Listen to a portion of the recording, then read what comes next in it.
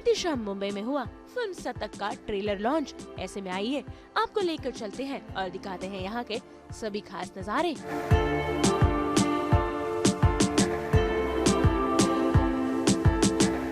सबसे पहले मैं आपका हृदय से धन्यवाद करना चाहूँगा कि आपने हमेशा हमें मार्गदर्शन दिया, सिर्फ इस फिल्म में ही नहीं बल्कि हमारे जीवन के हर मोड़ पर।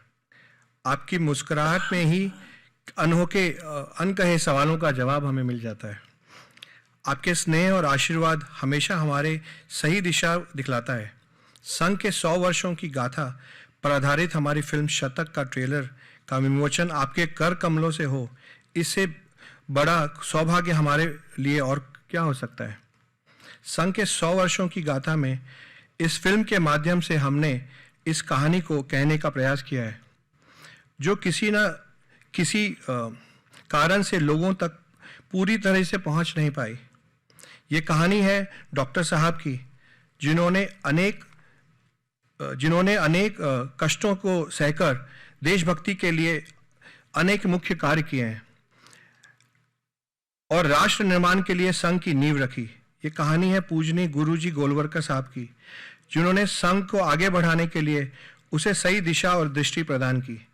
और ये कहानी है उन लाखों स्वयंसेवकों की जो आज भी एकजुट होकर समर्पण और एकता के साथ राष्ट्र निर्माण के कर्तव्य में लगे हुए हैं। ये कहानी है उन हजारों प्रचारकों की जिन्होंने अपना घर, अपना सुख चैन त्याग कर पूरा जीवन राष्ट्र के लिए समर्पित कर दिया। शतक सिर्फ एक फिल्म नहीं, ये एक प्रणाम है, ये एक श्रद्धांजलि है और उन सब के लिए जिन्होंने राष्ट्र को अपना जीवन माना। आज इस पवित्र अवसर पर आपके कर कमलों से इस ट्रेलर का विमोचन हमारे लिए केवल एक सौभाग्य नहीं बल्कि एक ऐतिहासिक पल है। धन्यवाद। जय हिंद। पूजनीय भाई साहब, उपस्थित सारे दोस्त, मीडिया की दोस्त और सारे सीनियर्स, हमारी फिल्म इंडस्ट्री की जितने सारे सहकर्मी इधर हैं, सबको नमस्कार। मैं बोलने के लिए नहीं इधर आया था। बेसिकली ये फिल्म जो शतक जो फिल्म रिलीज होने जा रहा है, ये फिल्म करने के लिए मुझे मालूम है बॉम्बे की कम से कम 10 फिल्म मेकर अलग अलग समय पे कोशिश कर रहे थे। तो मुझे पक्का मालूम है सब लोग आज वीर से बहुत ज़्यादा जेलसी फील करेंगे कि वीर फाइनली ये फिल्म बनाया। एंड मेरी तहे दिल से वीर की शुक्रिया कि ये फिल्म फाइनली बना ली है, क्योंकि ये फिल्म इतनी इंपॉर्टेंट है। मैं आपको बताऊं, मैं रिसेंटली इजराइल में था जहां पे चैनल 4 टेलीविजन के लोग थे और उन लोगों के बीच में डिस्कशन ये हो रहा था कि आरएसएस की, राष्ट्रीय स्वयंसेवक संघ की 100 साल के ऊपर चैनल 4 एक फिल्म बनाने की कोशिश कर रहे हैं। मुझे लगता है ऑलरेडी भाई साहब के साथ बात भी हो चुका होगा। ये लोग चाह रहे थे, तो सिर्फ भारतवर्ष की नहीं पूरे दुनिया के लोग वीर से आज जेलसी फील करेंगे क्योंकि वीर ने फाइनली ये फिल्म बनाया। ये फिल्म इतनी इंपॉर्टेंट है आज के तारीख में, मतलब आप ये समझ सकते हैं कि आज ईरान में जो हो रहा है, करीबन आज जब मैं आपसे बात कर रहा हूं कम से कम 14 से 16 हजार फ्रीडम फाइटर्स को मौत की घाट उतार दिया गया है और पूरे ईरान सिर्फ अपने फ्रीडम के लिए लड़ रहा है। ऐसे प्रेक्षित पे अगर राष्ट्रीय स्वयंसेवक संघ जैसे संस्था जो इस्लामो लेफ्टिस्ट एक कल्चर हमारी देश को कश्मीर से लेकर केरला तक हमारी देश को एक इंटरनेशनल कॉन्स्पिरेसी की तहत हमारे देश को उनके आगोश में लाने की कोशिश कर रहा है, जिसकी जंग हम लोग अलग अलग फ्रंट में अलग अलग जगह पे लड़ रहे हैं। ईरान जैसे हालत हमारे देश में कभी ना आए, ये राष्ट्रीय स्वयंसेवक संघ हमारे साथ है, इसलिए ऐसा मोहलत नहीं आएगा। कश्मीर से लेकर केरला तक जो दृश्य हम लोग देख रहे हैं और जो समझ रहे हैं, जो मेरी खुद की एक्सपीरियंसेस है, इसलिए ये फिल्म, ये संगठन हमारे लिए इतनी इम्पोर्टेंट है आज के तारीख में। और इसलिए पूरे मेरा और मेरी जितने सहकर्मी हैं सबकी तरफ से वीर और शतक की जितने टेक्नीशियंस है, मेरी खूब शुभकामनाएं। और इतना मैं बोल सकता हूँ, पता नहीं वीर कब दिखाएगा, लेकिन फर्स्ट डे फर्स्ट शो मैं देखूंगा। Thank you. बहुत सारे हमारे टीम मेंबर्स हैं यहाँ पे आए हुए, तो उनके कारण है बाकी तो तालियां तो सारे बड़े लोग बैठे हुए हैं। So this film is very important for me. So ये बहुत ही ज़्यादा एक मैं बताऊंगा कि मैं बार बार बोलता हूँ कि कहानियाँ सुनाने का मौका बहुत कम लोगों को मिलता है, और कुछ कहानियां ऐसी होती है जो आपको सेलेक्ट करती हैं, और ये कहानी ऐसी हुई है कि ये कहानी मैंने नहीं सेलेक्ट किया, इस कहानी ने मुझे सेलेक्ट किया है कि तुम ये कहानी कह के बताओ। और इस फिल्म को बनाते वक्त मैं आपको सच बताऊं, बहुत सारी चीज़ों के बारे में मुझे इतनी सारी चीज़ों के बारे में पता चला।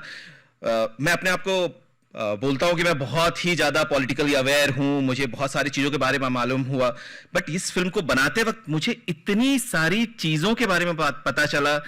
बहुत सारी बातें तो बाबूजी ने मुझे बताई, मतलब उनसे परामर्श हर वक्त हमें मिलता रहता था।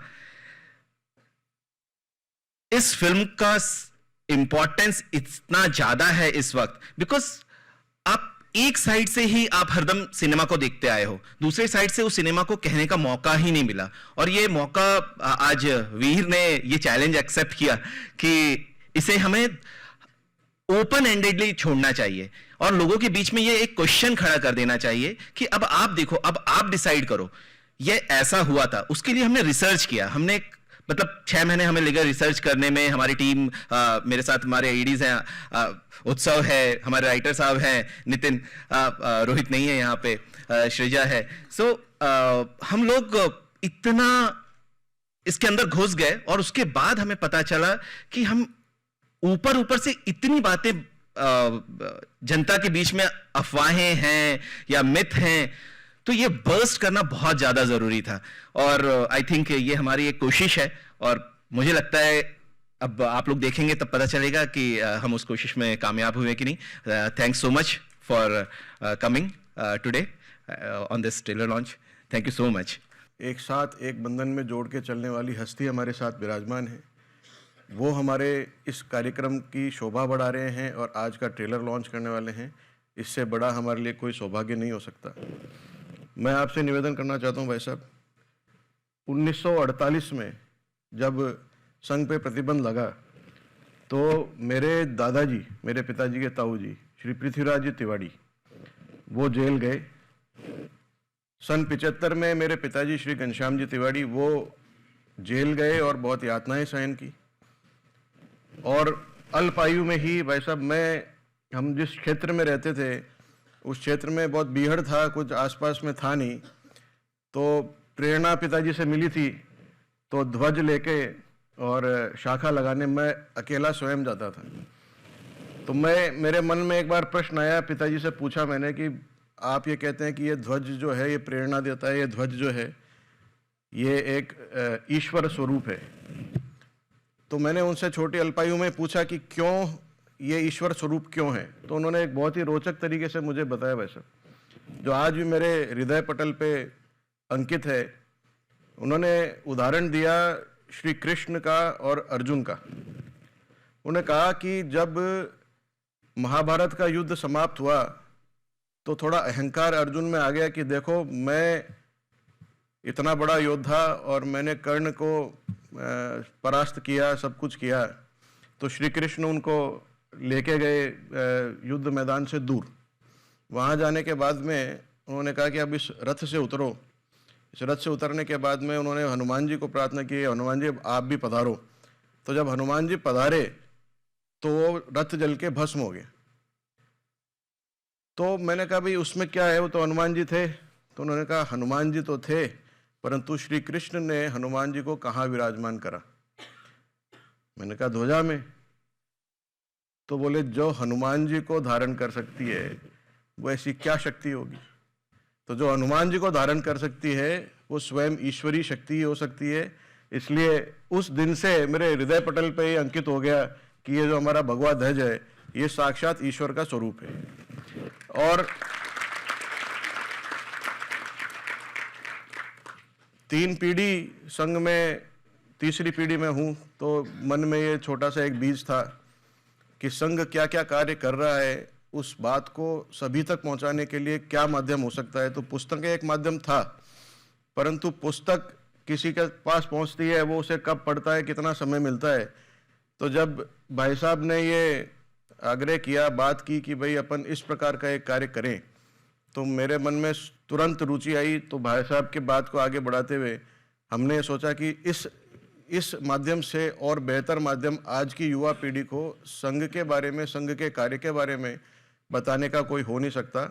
इसलिए हम लोगों ने इस कार्य को प्रारंभ किया आपके मार्गदर्शन में, और आज मुझे खुशी है कि हम इस मुकाम तक पहुंच गए हैं कि आज परम आदरणीय द्वारा इसका ट्रेलर लॉन्च किया जाएगा।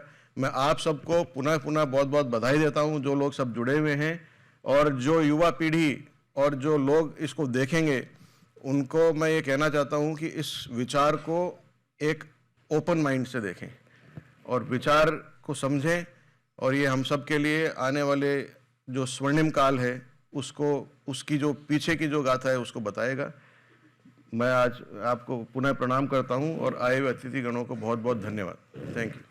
संघ की शताब्दी चल रही है और एक ये उपहास, तिरस्कार से समर्थन तक की जो प्रवास है संघ का, वो चल रहा है, और छोटे छोटे कार्यक्रमों से वैचारिकता और संगठन मजबूत करने में संघ कोई बड़ा कार्यक्रम न करते हुए पीछे लगा हुआ है। मुझे खुशी है कि कला जगत भी इस संघ की शताब्दी को जागरूकता से देख रहा है। कोई नृत्य के कार्यक्रम कर रहा है, कोई नाटक आ रहा है, और जैसे अभी सुदीप तोदारदे ने बताया कि फिल्म निर्माताओं में भी होड़ मची हुई कि संघ के ऊपर फिल्में बनाए। ये बहुत ही स्वागत योग्य ऐसी बात है। मैं पूरे फिल्म के क्रू को बधाई देना चाहता हूं और अभिनंदन करता चाहता हूं इस उपलक्ष्य में, और भी ज्यादा फिल्म बने, और संघ का जो संघ के बारे में जो शतक शब्द जो अभी वीर जी ने शतक शब्द की इस फिल्म के दृष्टि से जो व्याख्या शुरू में की, वो देखते हुए मुझे लगता है कि फिल्म अच्छी रहेगी और संघ का जो रूप है वो सही सभी लोगों के सामने प्रस्तुत होगा। फिर से एक बार मैं शुभकामनाएं और अभिनंदन करता हूं सभी। पिछले वर्ष हम लोगों ने संस्कार भारती की ओर से सिने टॉकीज कार्यक्रम का आयोजन किया था। उसमें फिल्म जगत के अलग अलग लोग आए थे। 2 दिन का कार्यक्रम था, बहुत शानदार। वहाँ एक बड़ी बात हुई थी कि भारतीय सिनेमा की अपनी पहचान हो, और अगर भारतीय सिनेमा की पहचान हो तो भारत के मूल से निकली हुई कहानियाँ जो है वो आएँ। और ये शताब्दी वर्ष भी है संघ का, और ये देखते हुए मुझे बहुत खुशी हो रही है कि संघ की कहानी जो है आप आम लोगों तक पहुंचाने का जो है प्रयत्न कर रहे हैं। तो वीर जी, मैं आपको और आपकी सारी टीम को जो है शुभकामना देना चाहता हूं और बधाई देना चाहता हूं कि आपने यह विषय चुना। आशा है कि ये डॉक्यूमेंट्री जैसी ना रहकर कहानी के तौर पर जो है, मतलब स्टोरी टेलिंग जो हमारी स्टोरी टेलिंग के रूप में दर्शकों तक पहुंचे, उनमें उत्सुकता जागृत हो, उनमें उत्साह जागृत हो फिल्म देखने का। और मतलब ये फिल्म केवल कहते हैं जैसे कि जो है फिल्म फेस्टिवल तक ना रहकर हर थिएटर, हर गली, हर छोटे शहर में जाए और लोगों तक पहुंचे। यही हमारी शुभकामनाएं हैं और आप सभी को बहुत बहुत धन्यवाद यहाँ बुलाने के लिए। शतक फिल्म के माध्यम से संघ की बात समाज तक पहुंचने वाली है, यह बहुत अच्छी बात है, प्रशंसनीय बात है। एक सोशल थिंकर ने एक बात कही, संघ की विशेषता 1875 से 1950 तक 75 वर्षों में भारत में जितने भी स्पिरिचुअल, सोशल, पॉलिटिकल कार्य आरंभ हुए, अभी तक एक रहा है, स्प्लिट नहीं हुआ, लगातार चल रहा है, लगातार बढ़ रहा है, आज भी रेलेवेंट है, ऐसा केवल संघ है। इसलिए इस फिल्म का जो वाक्य है, ना रुके, ना थके, ना झुके, अत्यंत सार्थक समर्पक है। प्रत्येक संगठन जितने भी कार्य, उनका कंट्रीब्यूशन अवश्य है। खूब अच्छा रोल प्ले किया उन्होंने, कंट्रीब्यूट भी खूब अच्छा किया है, आज भी कर रहे हैं। लेकिन ये तीनों बातें आज तक एक रहे, स्प्लिट नहीं हुए, लगातार बढ़ रहे हैं और आज भी रेलेवेंट है। ऐसा संघ है। इसके मूल में संघ के संस्थापक डॉक्टर हेडगेवार है। उनकी भी 2-3 विशेषता मैं बाद में बताऊंगा। लेकिन फिल्म एक सशक्त माध्यम है कहानी बताने का। अपनी बातों को समाज के सामान्य लोगों तक पहुंचाने के लिए अनेक माध्यम हैं, लेकिन इनके सीधे हृदय तक पहुंचने वाला, मस्तिष्क को झकझोरने वाला और सब लोगों तक पहुंचने वाला एक सशक्त माध्यम फिल्म है। इसलिए फिल्म के माध्यम से यह बात, संघ की कहानी समाज तक पहुंच रही है, यह बहुत अभिनंदनीय बात है, अच्छी बात है। अभी तो ट्रेलर आज रिलीज होगा, आप सब उसको देखेंगे, फिल्म बनेगी। लेकिन निर्माताओं ने, सभी लोगों ने ये कहानी को इतने क्रिएटिव वे से बताया है, इट्स रियली अमेजिंग। केवल एक गीत जो मैंने देखा है, सूरज निकला आंगन में घर के फैलाए उजारा, वो गीत की पंक्तियां इतनी ताकत लेकर आती है। जब हमने गीत का ऑडियो सुना, बहुत अच्छा लगा, बहुत महत्व की बातें पकड़ी इसमें। एक गीत में डॉक्टर हेडगेवार जी का बचपन से लेकर संघ कार्य आरंभ करने तक का सारा कालखंड, परंतु वो फिल्म का जब मैंने स्क्रीनिंग देखा तब इतने क्रिएटिव वे में इतनी सारी बातें बताई गई है, कवर की गई है, इट वॉज रियली अमेजिंग। तो ध्यान में आता है कि सारी फिल्म ऐसी ही बनने वाली है, इसका मुझे पूर्ण विश्वास है। इसलिए फिल्म निर्माताओं का खास अभिनंदन। डॉक्टर हेडगेवार जी की विशेषता, एक तो वो जन्मजात देशभक्त थे। अनेक देशभक्त लोगों ने किसी घटना हुई उसके प्रतिक्रिया में उनके भाव जगा और खूब अच्छा काम किया है, लेकिन हेडगेवार जी किसी घटना के प्रतिक्रिया में नहीं, एक जन्मजात देशभक्त थे। इसलिए 8-9 साल का एक बालक जब स्कूल में रानी विक्टोरिया के राजारोहण के हीरक महोत्सव निमित्त मिठाई बांटी जाती है, एक बार लड्डू मिलने के बाद दोबारा लेने का मन करता है। इस उम्र में यह 8 साल का बालक वो मिठाई फेंक देता है। तो जन्मजात देशभक्त। बाकी सारी बातें फिल्म में आप देखेंगे। संघ स्थापना एक वेल थॉट विचार था, किसी घटना के प्रतिक्रिया में नहीं था। जब कलकत्ता में पढ़ रहे थे तभी उनके सहायक थे, साथी काम करने वाले अनुशीलन समिति में त्रैलोक्यनाथ चक्रवर्ती नाम उनका था। उन्होंने कहा कि तब से हेडगेवार जी कह रहे थे कि मुझे हिंदू समाज के संगठन कार्य करना पड़ेगा, यानी ये हिंदू समाज संगठन होना आवश्यक है, क्योंकि अंग्रेज सेना लेकर नहीं आए थे। हम असंगठित थे, एक नहीं थे। मुट्ठी भर अंग्रेज इतने दूर से आकर इतने बड़े देश पर, जिसकी बहुत भव्य संस्कृति है, इतिहास है, उस पर राज कर सके। इस समाज को एक करना, संगठित करना, जागरूक करना, यह अनेक समस्याओं का मूल इलाज है। यह काम मुझे करना होगा, ऐसा उन्होंने तब से वो कह रहे थे। जैसे आगे घटनाएं होती गई, उस कारण यह विचार उनका अधिक दृढ़ होते गया। संघ कार्य किसी घटना के प्रतिक्रिया में नहीं हुआ है। दूसरी हेडगेवार जी की विशेषता ऐसी थी कि समाज में अनेक समय समय पर धार्मिक, आध्यात्मिक, सामाजिक क्षेत्र में अनेक संगठन निर्माण हुए। उन्होंने समाज को संवारा है, जगाया है, संगठित किया है, बहुत अच्छा कंट्रीब्यूट किया है, आज भी कर रहे हैं। लेकिन हेडगेवार जी की विशेषता थी, संघ समाज में एक संगठन नहीं है, संपूर्ण समाज का संगठन है। ये विचार एकदम अलग है। RSS is not an organization within the society, it is the organization of the entire society. तो संघ समाज में एक अद्वैत है, संघ समाज समव्याप्त है, एकात्म है। यह सोच एकदम अलग है। अनेक प्रकार के प्रवाह देश में चल रहे थे। कांग्रेस में भी नरम दल, गरम दल थे। क्रांतिकारी आंदोलन को कांग्रेस के लोग ठीक नहीं मानते थे। ऐसे सारे में हेडगेवार जी के जीवन अगर देखते हैं, पढ़ते हैं, तो उनके दो सूत्र ध्यान में आते हैं। एक, सर्वेशाम अविरोधेन, किसी का विरोध न करते हुए, अनेक भिन्न भिन्न विचारधारा के लोग होंगे, उन सबको साथ लेकर चलने की तैयारी। और वादो नावलंब्या, डिबेट नहीं करना, डिबेट में किसी को जीतना नहीं है, अपनी बात विश्वास पूर्वक रखनी है, जो साथ चलेगा उसको साथ लेकर चलना है। इसलिए परम पुण्य सरसंघ चालक मोहन जी भागवत अपने अनेक व्याख्यानों में कहते हैं, मैं आपको कन्विंस करने का प्रयत्न नहीं करूंगा, मैं उसके लिए आया ही नहीं हूं, मैं केवल फैक्ट्स बताऊंगा, कन्विंस होना नहीं होना आपका विषय है। तो वादो नावलंब्या, ये उनकी विशेषता थी। कैसे सबको साथ लेकर चलना?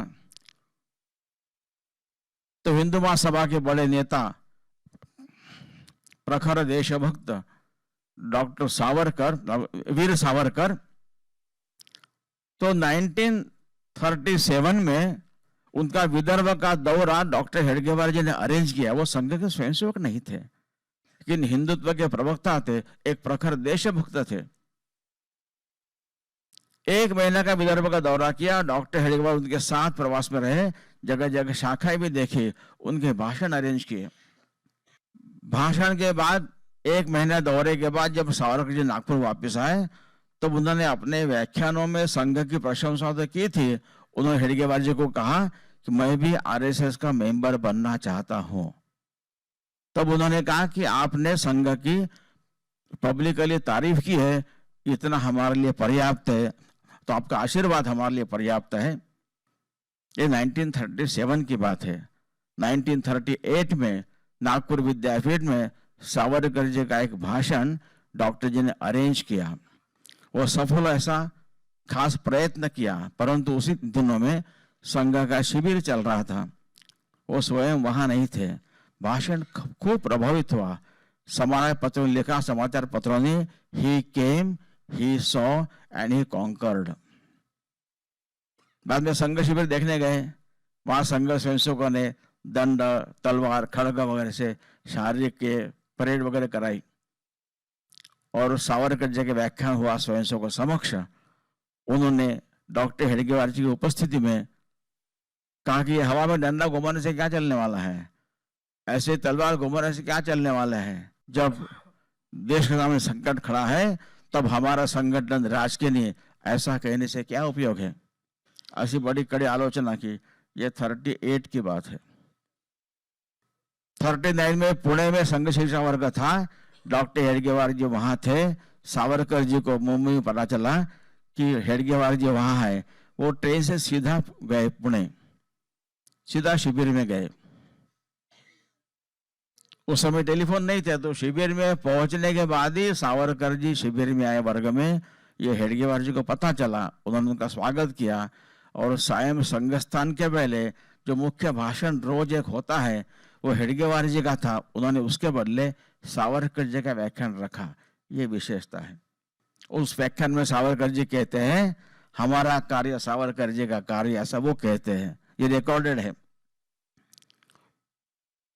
मूसलाधार वर्षा होकर सब तरफ पानी पानी होकर वो पानी बह जाने जैसा है, परंतु हेडगेवार जी का कार्य उस कुशल किसान जैसा है जो ऐसे पानी को रोक कर विधायक खेती में उसका उपयोग करता है। आप सब लोग हेडगेवार जी के मार्ग का अनुसरण कीजिए। तो 37, 38, 39 और 1940 में जब हेडगेवार जी की डेथ हुई, सावरकर जी का जो कंडोलेंस मैसेज था, doctor Hedgewar is dead, long live doctor Hedgewar. यानी सबको साथ लेके चलना है, ये विशेषता है। तो सर्वेशाम अविरोधेन वादो नावलंब्यः, ये उनकी विशेषता।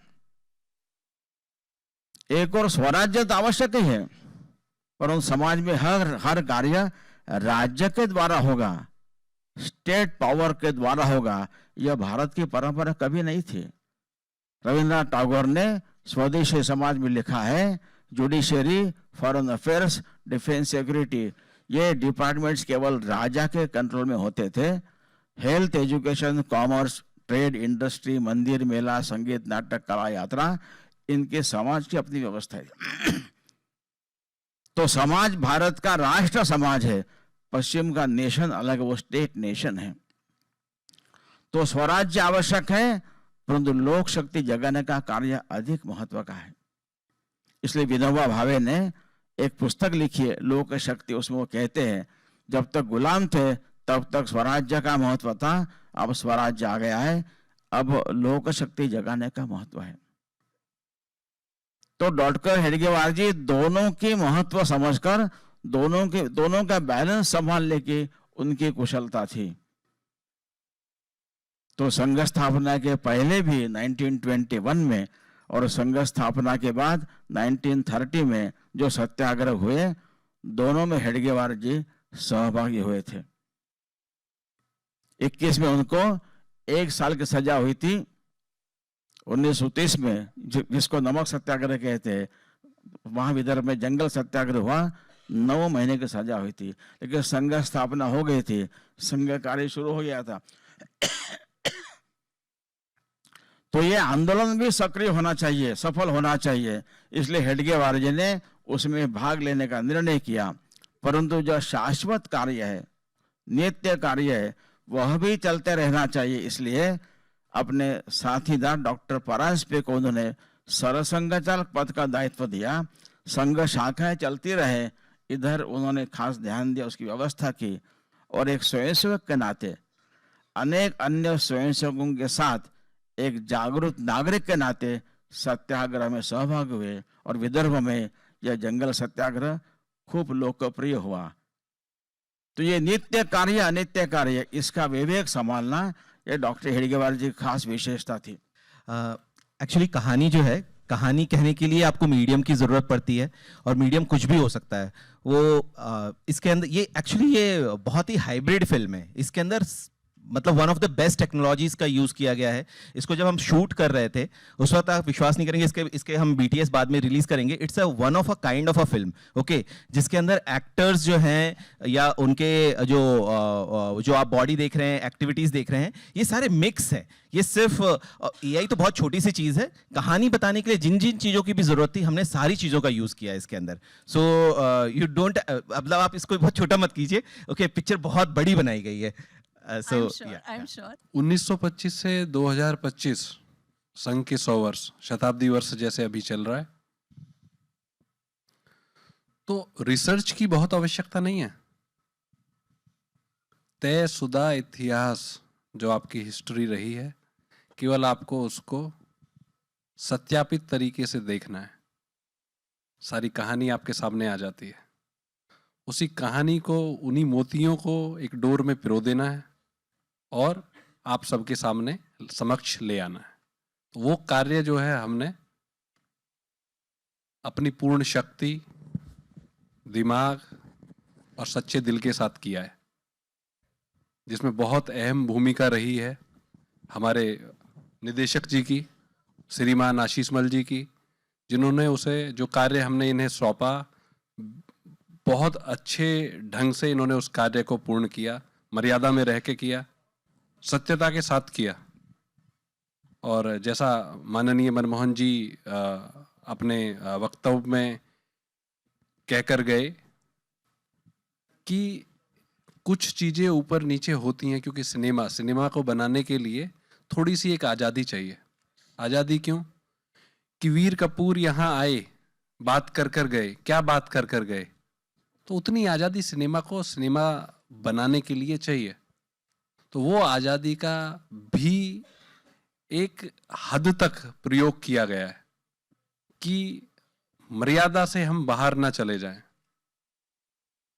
तो मर्यादा में रहते हुए जो अच्छे से अच्छे तरीके से हमारे इतिहास को सत्यापित करके आप लोगों के समक्ष प्रकट किया जा सके, वो प्रयास हमने किया है। बाकी आज जैसे डेट रिलीज़ की अनाउंस हुई है कि 19 फरवरी को आपके सामने समक्ष आपके फिल्म होगी, तो आप देखेंगे, आपको सबको अच्छा लगेगा, भारत को अच्छा लगेगा, भारत से बाहर रह रहे लोगों को अच्छा लगेगा, क्योंकि ये इतिहास ऐसा है जिसको हर एक व्यक्ति को जानना चाहिए, हर एक भारतीय को जानना चाहिए, हर एक हिंदू को जानना चाहिए। स्वयंसेवकों से मिले, प्रचारकों से मिले, यहाँ पे आपके सामने दो बैठे हुए हैं दिग्गज, वीर जी और आशीष त्रिपाठी जी। ओके, सो जब हम लोगों से मिलते हैं, उनसे आपको चुनना पड़ता है कि किसी ने कुछ बताया, किसी ने कहीं से आया, अब उनको पिरो के आपको बनाना पड़ता है। बुक्स ऐसी हैं कि बहुत सारे बुक्स सब अपनी तरीके से उसका इंटरप्रिटेशन देते हैं कि इस बात को बताने का तरीका ये है, इस बात को बताने का तरीका ये है। फिर हमारी टीम ने बैठ के उसमें से चूज किया कि आज जब हम ऑडियंस से बात कर रहे हैं, आप विश्वास नहीं करेंगे, बुक्स इतनी क्लिष्ट हिंदी में लिखी हुई है कि हमें उसे अनुवाद करवाना पड़ा हमारी टीम को समझाने के लिए। सो जब हम ये स्टार्ट किया तो हमने देखा कि क्या क्या चीजें अवेलेबल है, अभी तक क्या नॉलेज लोगों तक पहुंची है, और इस जनरेशन तक पहुंचाने के लिए क्या वो वर्ड्स या वो सारी चीजें लोगों तक पहुंच पाएंगी। बेस्ट तो यही होता कि शायद उसी तरीके से आगे बढ़ती, लेकिन इस जनरेशन के लिए हमने उसको फिर वापस से इंटरप्रेट किया, ओके, कि उसको सिंप्लीफाइड किया कि आप तक वो बात, बिकॉज ये बातें जो है ये बहुत ही लिटरेचर तरीके से लिखी गई है, उसको सिंप्लीफाई करना बहुत जरूरी था। So that is the what our team has done, and I think इन्होंने देखी है अभी तक फिल्म, ज्यादा बता पाएंगे। कितना हमने प्रयास किया होगा, कितना जद्दोजहद की होगी, वो आप जानना चाहते हैं। तो जैसा कि अभी हमारे निर्देशक साहब ने यहाँ सम्मिलित किया कि हमने शोध तो जरूर किया, पर वो शोध हमारे द्वारा नहीं किया गया, समझिए वो 100 वर्षों से लोग उसको शोध कर रहे हैं। अभी 100 वर्ष एक शताब्दी है, शताब्दी में आज 100 वर्ष पुराने लोग आपको देखने को, बात करने को नहीं मिलेंगे, पर कुछ चीजें ऐसी हैं कि रचयिता, लेखक ये तब भी थे, अब भी हैं और आगे भी रहेंगे। तो लेखकों ने पुस्तकें लिखी, उन पुस्तकों का हमने अवश्य उपयोग किया है। उन पुस्तकों से हमें जो हमारी कहानी है वो मिली है, और उसी क्रम में हमने आगे बढ़ते हुए उस कहानी को एक फिल्म के रूप में कैसे दर्शाया जा सकता है, कैसे दिखाया जा सकता है, उस कहानी को, जैसे मैंने पहले भी सम्मिलित किया कि एक डोर में हमने मोतियों को पिरोया है और आपके समक्ष लाने का प्रयास किया है। राष्ट्रीय स्वयंसेवक संघ को अगर आप नज़दीक से, आप जैसे आपने कहा, आप जानते हैं, आप देखते हैं, मैं 3rd जनरेशन में हूँ, और मेरे जो सुपुत्र हैं और जो आगे आने वाली पीढ़ी है वो भी संघ की शाखा में जाना प्रारंभ कर चुकी है। आपने एक बहुत स्पेसिफिक क्वेश्चन पूछा है, इसलिए I am answering your question, कि वर्तमान के सिचुएशंस के अंदर क्या होता है। मेरा जो अध्ययन है या मेरा जो अनुभव है वो ये है कि राष्ट्रीय स्वयंसेवक संघ एक ऑर्गेनाइजेशन के साथ साथ एक गुरु, एक शिक्षक का भी रोल अदा करता है सोसाइटी में, और उस रोल को अदा करते हुए, जो कि मेरी एक प्रेरणा भी रही इस फिल्म से जुड़ने की, उस रोल को अदा करते हुए राष्ट्रीय स्वयंसेवक संघ एक ऐसी जनरेशन हर कालखंड में तैयार करता है जिसको मैं स्वयं जनरेशन भारत का नाम देता हूँ। वो जनरेशन हर कालखंड में नित्य निरंतर राष्ट्र सेवा में तत्पर रहती है। तो जो व्यक्ति राष्ट्र के लिए कार्य करता रहता है, ऐसी समस्याएं उनके सामने आती रहती हैं, परंतु वो अपनी सीख से जो संघ उनको सिखाता है और उसको सौहार्दपूर्ण वातावरण से उसको सुधारते हुए आगे चलते रहते हैं। ऐसी समस्याएं सिर्फ हमारे राष्ट्र में नहीं आती, परंतु राष्ट्रीय स्वयंसेवक संघ सिर्फ हमारे राष्ट्र में है। ये हमारे लिए एक बहुत ही गर्व का विषय है, और आई होप कि I have answered your question, the particular part of it. बाकी जो प्रेरणा वाला पार्ट है वो हमारा, जो मैंने बताया पहले, जो मैंने स्पीच दी थी, उसमें भी ये था कि Rashtriya Swayamsevak Sangh is not only an organization, it spreads its word like a teacher teaches you, है ना? Thank you so much. I'll just add to that. Hello, my name is Yash Shah. I am the owner of DJ Dreams. I'll just want to add to, ये कोई प्रचार ये नहीं करते, ये publicity नहीं करते कि हम ये कर रहे हैं, वो कर रहे हैं, ये we are changing this, we are changing that. वो राष्ट्रीय सेवा करते हैं, और शायद इस वजह से आज के दिन में इतने सारे ओपिनियंस हैं, और इसी वजह से ये फिल्म बनी है, to break the myths which are there, which people think, And I think we would be successful at the end of this film. Ki there is one opinion when this film ends. राष्ट्रीय first, Bharat first, भगवा अपनी पहचान है और राष्ट्रीय सेवा हमारा काम है. अगर हम वहां पहुंच गए तो हमारी फिल्म सक्सेसफुल है, हम सफल हुए. That's the most important thing which we should take away from here. There's nothing more important than Bharat first. जय हिंद. जी देखिए, आजकल जो है ना, पता नहीं कितने Z, X, Y ये सब चलने शुरू हो गए हैं जी. पर दिल से तो इंसान जो है वो हिंदुस्तानी है ना जी. सिंपल फिल्म होगी, सिंपल कहानी होगी जो दिल को छू जाती है. आप जब सच्चाई देखोगे, ये काल्पनिक नहीं है ये फिल्म जी जी. It's based on hard facts. और जब you gives this new generation or any generation facts and reality, and it's an eye opener for them. They will come and join. मैं कई लोगों से मिलता हूँ, और when we are traveling across the country, younger generation, they come up to me and they say that, how is this film going to change how we think? I don't say I want you to change how you think. I want you to change how your heart feels. And when the country comes first, you will understand everything. And that's what the whole team, Kumar Saab, when he wrote the lyrics, we've had Mohan Bhagwat ji talk about it today. Babuji talked about it, how these lyrics have touched the heart. It's a soul. Souls can't be created. And Bharat is the soul. So it will touch. And we have simplified it to such an extent that it motivates them to stand up and say, this is my country, I will stand for it. जब वीर जी मेरे पास आए ना, मुझे ज़्यादा जानकारी नहीं थी, और फिर उन्होंने मुझे बताया संघ के बारे में. फिर एक भाव होता है, कुछ हो जाता है ना काम करते. हम कमर्शियल हार्डकोर राइटिंग करते हैं फिल्मों में. ये कुछ अलग था मेरे लिए, चैलेंजिंग भी था, क्योंकि 100 साल की कहानी को 2-4 मिनट में लिखना, 2 लम्हों में कैद करना, लिखना इम्पॉसिबल ही है. बट मैंने इनसे पूछ के बस लिख दिया गाना. तो आपने सही कहा कि ये सौभाग्य ही है, और ये कहीं तो कुछ सही काम किया होगा जिसकी वजह से संघ के साथ जुड़ने का मौका मिला है. बट जैसे ही सब लोगों ने पूछा कि कहाँ पे पिक्चर लगने वाली, जाने वाली, तो जहाँ पे जिस आदमी को इस पिक्चर को देखने की थोड़ी सी भी इच्छा होगी, वहाँ पहुँचाएंगे. क्या बात है सर, क्या बात है, वहाँ पहुँचाएंगे. One thing I want to add, हमने जब काम स्टार्ट किया म्यूज़िक का, तो मेरी अपनी टीम्स रहती हैं. तो एक गाना है, उसका म्यूज़िक सुशांत शंकर ने दिया. प्लीज़ खड़े हो जाइए, इनकी तालियां. जिनका जिक्र बाबूजी कर रहे थे, वो गीत इन्होंने बनाया. क्या बात है. बाकी जब अब आएगा रिलीज, तब उसके बारे में बात करेंगे. जो गीत everyone who's seen the video for that song, in fact वो मोहन भागवत जी का फेवरेट गाना है. वाह. और जब वो और impromptu ही सिर्फ आप हमें गाना दिखाइए, and everyone who was in the auditorium that day, they had tears in their eyes. It all goes to you all.